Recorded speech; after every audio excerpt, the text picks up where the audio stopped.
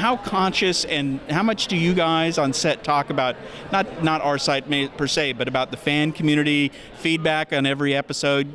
Yeah, we're aware. I mean, we don't live in a bubble, and I think we like to hear what people think, right? That's why we do it.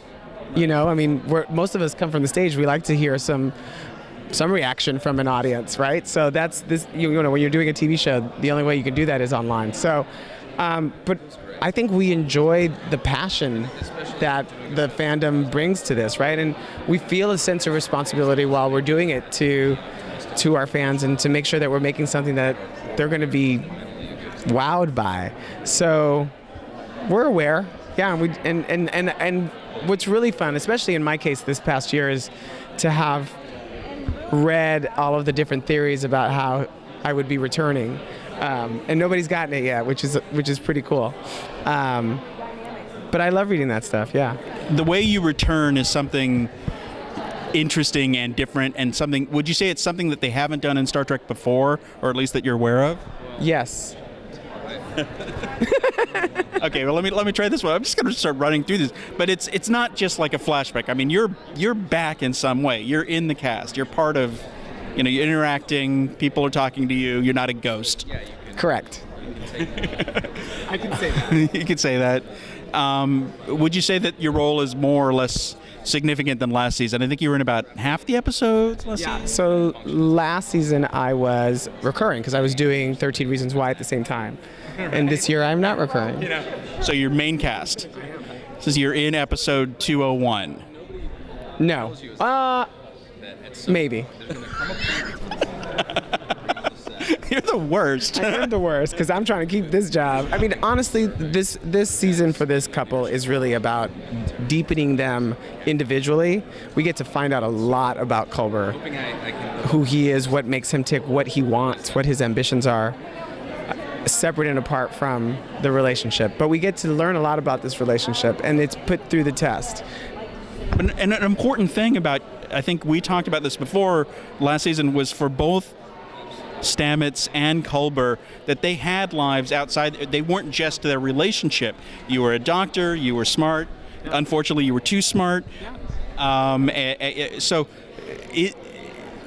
you guys keep on talking about the relationship for season 2. Are there things for you to do that have nothing to do with Paul Stamets? Yes. There's a lot.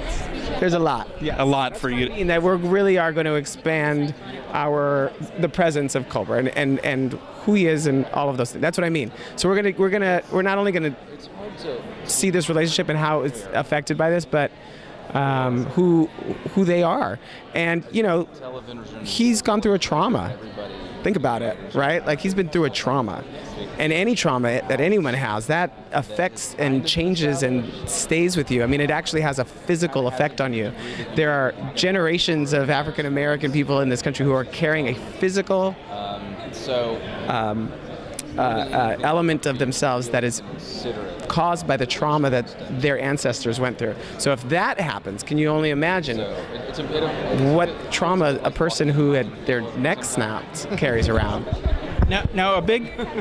You guys have talked a lot about diversity, and part of the diversity is your sexuality. What about being Puerto Rican and being a Latino actor? There haven't been a lot in Star Trek, and so is that established much in the show? Can we, is it clear that he is Puerto Rican? Or I can say that it'll be clear this year. Okay. I can say that. Which would be a first, I think. It'll be clear. So that's all I can say.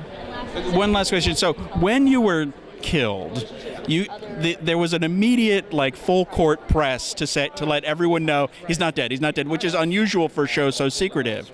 So did they know when they killed you that they weren't going to really kill you, or was there a decision made, or can you talk through why you guys decided to so rapidly let everyone know?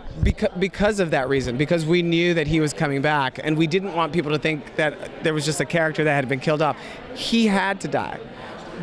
First of all, he had to die in order for what happens at the end of the season, in order for that to happen, in order for the universe and all of the universes to be saved, somebody had to be in the mycelial network. to know what was going on and be able to have a strong enough bond with somebody in our plane that could reach them. And that bond was love. So we saved the universe because of it. That had to happen. And that had to happen so we can do what we're about to do. Thank you very much.